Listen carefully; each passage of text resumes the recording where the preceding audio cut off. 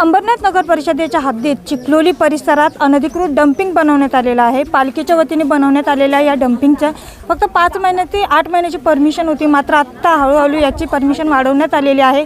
मात्र या सर्वोदय स्क्वेअर या सोसायटीमध्ये काही नागरिक आहेत ज्यांना याचा अतिशय त्रास होतो। यामुळे प्रचंड असा घाण वास पसरत आहे आणि या वासामुळे नागरिकांच्या आरोग्यावर मोठ्या प्रमाणात परिणाम होत आहेत।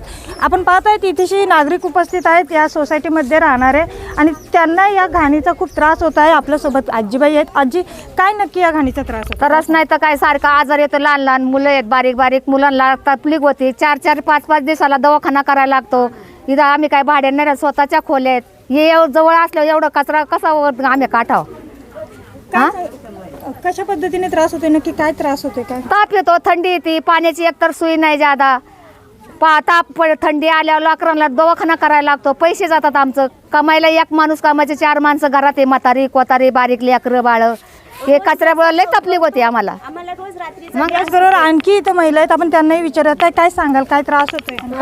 कसं माहिती आहे का, आम्ही इथे 3.5 वर्षाला आम्ही इथे राहतोय, पण हे जे चिखलोलीचं डम्पिंग ग्राउंड आहे ना, ते इतकं भयंकर आम्हाला त्रास दिलेला आहे ना की आम्ही काहीच बोलू शकत नाही। आणि इथे लोकप्रतिनिधी आहे ना, इथे फिरकून पण आलेला नाही आहे, म्हणजे बघत पण नाही आहे की इथे लोकांच्या काय समस्या आहेत काय नाही। त्या इथे पाण्याची समस्या आहे, हे डम्पिंगची समस्या आहे, कसं जगायचं आम्ही? आता त्याच्या पुढे पण स्मशानभूमी येणार आहे, तर काय करायचं आम्ही? तुम्हीच सांगा। का आता आमचं स्मशानात लाकडं पोहोचवायचं का तुम्हाला? मॅडम, आपलं पुढचं पाऊल काय असेल? माझं पुढचं पाऊल की आम्ही बहिष्कार करणार आहोत, आम्ही बॉयकॉट करणार आहोत, आम्ही एकाला पण वोटिंग करणार नाही। कशावर बहिष्कार करणार? हे जे आता लोकशाही निवडणुकीसाठी आहे ना, याच्यासाठी आम्ही करणार नाही। विधानसभा निवडणुकीत आम्ही मतदान करणार नाही। जोपर्यंत हे लोक लिखापट्टी करून देत नाही किंवा शाश्वती देत नाहीत ना, तोपर्यंत आम्ही वोटिंग करणार नाही। आपल्याबरोबर आणखी काही महिला आहेत, आपण त्यांच्याही भावना जाणून काय सांगाल? काय हे बघा, 2.5 वर्षापासून आम्ही इथे राहतोय। ही डम्पिंग आहे, आम्हाला आधी माहीत नव्हतं। आम्ही एवढ्या मेहनतीने इथे रूम घेतलेला आहे, फ्लॅट घेतलेला आहे सगळ्यांची तीच परिस्थिती आहे। आणि आज अशी एवढी भयानक परिस्थिती आहे की कोर्टाचा निकाल लागून पण डम्पिंग इथून हटवत नाही आहेत। म्हणजे आमच्यावर एवढा अन्याय होतोय।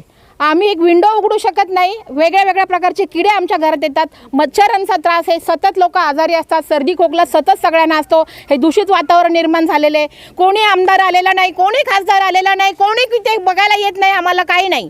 पुढची भूमिका काय असेल? आता आम्ही मोर्चा करणार आहोत, आम्ही रस्त्यावर उतरणार आहोत। 2000-3000 जेवढे लोक आमच्या संघ येणार, आम्ही सगळ्यांना घेऊन जोपर्यंत डम्पिंग काढत नाही तोपर्यंत आम्ही असाच बहिष्कार टाकणार। आम्हाला कोणाला वोट करायचं नाही, कोणता इथं कोणी आम्हाला राजनेता कोणी नको, इथे कोणीच आमची मदत करत नाही। आम्हाला लावारी सोडलेलं आहे सगळ्या राजकीय पक्षांनी, एकही पक्ष इथं आलेला नाही आहे। आपल्यासोबत आणखी काही महिला आहेत, त्यांची भावना जाणून काय मॅम, आम्ही 4 वर्ष झाले इथे राहतोय। पाण्याचा प्रॉब्लेम आहे, AMC आम्हाला एवढं पाणी देत नाही आणि बोरिंगही आमचं पाणी स्वच्छ देत नाही। डम्पिंगमुळे सगळं पाण्यामध्ये दूषित वातावरण येतं, मुलांना रॅशेस येतात, घसा दुखतो, आम्हाला आजारपण पण चालू असतं सारखं। आमच्या घरात लहान मुलं आजारी असतात, आम्हाला पाणीही नाही भेटत इथे। काय भूमिका आहे आपल्या? आम्ही बहिष्कार करणार, आम्ही मतदानाला कोणच उभं राहणार नाही। आम्हाला 3 वर्षापासून हे डम्पिंग आहे इथे, तेव्हापासून प्रजेश दादा तेलंगे आहे ना, त्या दादांनी आम्हाला सहकार्य केलं। तेव्हा आम्ही रस्त्यावर पण उतरलो, तेव्हा पण आमच्यासोबत दादा होते, पण आता आम्हाला कोणच साथ देत नाही। दादा आमच्यासोबत आहे पण बाकीचे नाही। काय सांगा? सर्वात प्रथम सर्व जमलेल्या माझ्या सर्वोदय स्क्वेअर फूटमधल्या नागरिकांचं आणि रहिवाशांचं मी स्वागत करतो। त्याचप्रमाणे महत्त्वाचा मुद्दा असा आहे की या ठिकाणी जे कॅन्डिडेट जे आहेत आपले नगरसेवकापासून ते खासदारापर्यंत ह्या आमच्या या साईटला एकही कुणी आत्तापर्यंत या ठिकाणी डुकून कुणी बघितलेलं नाही आहे। आणि आत्ताचा जो पर्यावरणाचा जो विषय जो आहे, डम्पिंग ग्राउंडचा जो विषय आहे, आणि डम्पिंग ग्राउंडच्या नंतर आताच ताई बोलल्या की त्या ठिकाणी स्मशानभूमी पण येणार आहे। पण सगळ्यात महत्त्वाचा मुद्दा हा असा आहे की या ठिकाणचं हे डम्पिंग ग्राउंड सगळ्यात प्रथम इथलं हलवलं पाहिजे आणि त्याच्या पुढचं त्यांनी जर नाहीच कारवाई केली तर आम्हाला जे काय करायचं आहे ते आम्ही करू शकतो।